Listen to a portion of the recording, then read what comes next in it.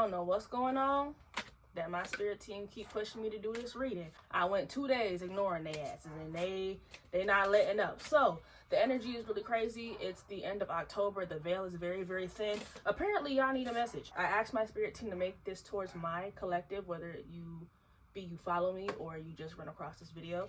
I'm asking that it resonates with whoever it comes across, but also use your discernment. Every video where they say, oh yeah, this message is for you, it's not for you. It's up to you to use your discernment. But I am hoping that if you do come across this video, there's something in here for you. The energy that I am getting is very funny. But I also get a lot of transformative energy as well. So we're gonna see what's going on. All right, spirit, please tap into the collective's energy, please. All right, what is the overall theme of today's message? What is the overall theme of today's message? What is going on? Divine animals. That's cool because I literally just came from a Costa Rican trip where I was around a whole bunch of divine animals. So the divine animals card in this deck represents authenticity in a way. A lot of people believe that they can receive unconditional love from an animal. Maybe you have an animal that maybe needs a little bit more love. Maybe you have an animal who gives you all the love that you need and can really help you during this time.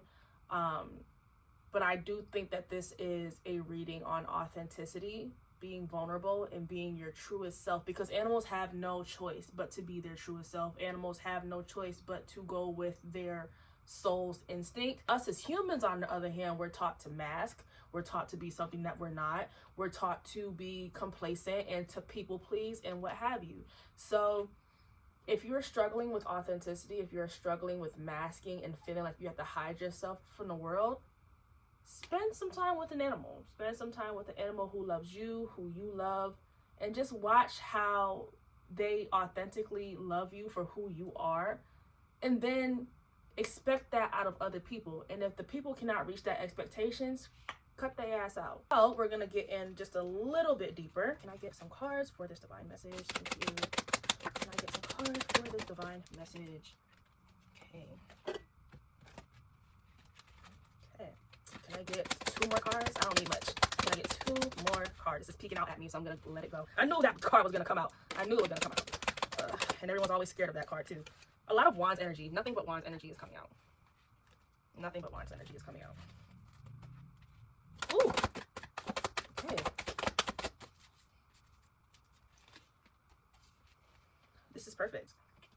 Okay, so starting off, we have the 6 of Wands with the 4 of Wands. So when I see the 6 of Wands, I automatically think of a victory. I think of, you know, finally getting over a hurdle. And I feel like the hurdle is feeling like you have to be something that you're not to be loved. I feel like this definitely corresponds with the divine animals card as well. And you also have the devil card. Everyone's scared of the devil card, but the devil card represents karmic cycles. It represents obsessions, toxic obsessions.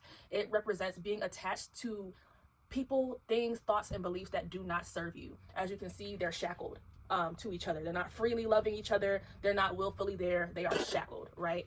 And that's kind of what the devil represents. It represents being in a place you really don't want to be in, but you also feel like there's no other way for it to be. But you also have the 2 of Wands after this as well. And it's really screaming that you have 2 actions that you can take.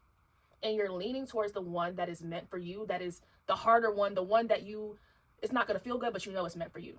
Definitely think if there is someone in your life who you feel as though you cannot be your authentic self with, who is literally holding you back and who has certain expectations of you that are not reflective of your truest self, cut them out. Because you also have the work through your fears card, new moon in Scorpio, and you also have the meditate and contemplate, new moon in Pisces. So Pisces is a very dreamy sign, you know, it is a very fairy fantasy type of sign, but it's also a sign of illusions, which corresponds with the devil card. Illusions are something that it can seem really good. Illusions can be something that keeps you stuck and complacent, but breadcrumbs you just enough. And what's being asked of you is to work through that fear of what's on the other side of just being complacent around people, places, thoughts, and things that ultimately do not serve you and that are hindering your growth. At the end of the day, you're the 6 of Wands. You are the lady riding on the white horse, you know, big V, big victory.